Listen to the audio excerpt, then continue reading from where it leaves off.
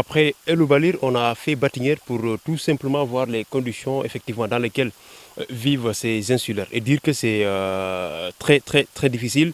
Avant de venir ici, on ne s'imaginait pas vivre donc dans cette île, mais une fois sur place, on a eu l'amour de ce village, mais dire tout bonnement que c'est des gens qui souffrent en fait. Hein. Quand on regarde un peu Batinière pour déjà y accéder, vous avez vu nos pas, pour y accéder déjà, c'est la croix donc, et la bannière. Batigné qui est donc un village qui est composé effectivement de 7 maisons. Des gens qui vivent, on l'a dit, dans des conditions extrêmement difficiles quand on prend le côté de l'éducation où le village n'a pas d'école, les enfants vont étudier à El Obalir. On nous aurait même dit qu'avant, donc, ils prenaient la pirogue chaque jour pour faire El Obalir en aller et comme en retour. Mais donc maintenant, la formule effectivement trouvée, c'est de laisser donc les enfants loger donc à El Oubalir durant la période donc de l'année scolaire. On prend le côté de la santé, c'est là où également le bas blesse parce que les femmes pour accoucher vont soit à Seleki ou donc dans le département de Oussouy, mais dire que les conditions sont extrêmement difficiles. Il est bon aujourd'hui que ces autorités, ces autorités administratives, ces autorités territoriales puissent laisser un regard sur ces insulaires, ces villages qui, il faut le dire, hein, sont laissés en rade.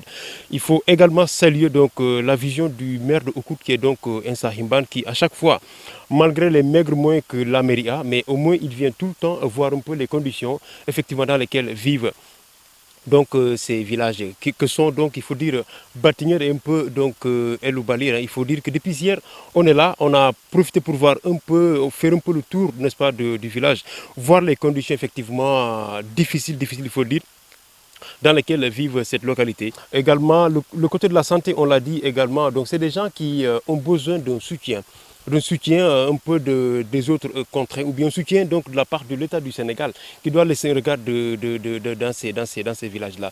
On est toujours là, c'est un peu pour montrer aux gens que c'est des zones où il fait bon vivre. À part que l'accès est un peu difficile. Batinière, on l'a dit, c'est de l'eau qu'ils consomment, l'eau de pluie avec des cases à impluvium.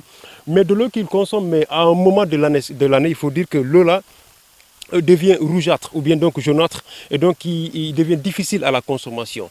Maintenant, les populations se sont prononcées s'il peut y avoir un raccordement à partir donc de Karounat ou un raccordement à partir de Oussouy dans ces villages pour qu'ils puissent vivre comme les gens. Parce que je pense que c'est des Sénégalais donc à part entière, des Sénégalais qui doivent également vivre comme tout autre bon Sénégalais. Avoir donc ces bonnes conditions de vie.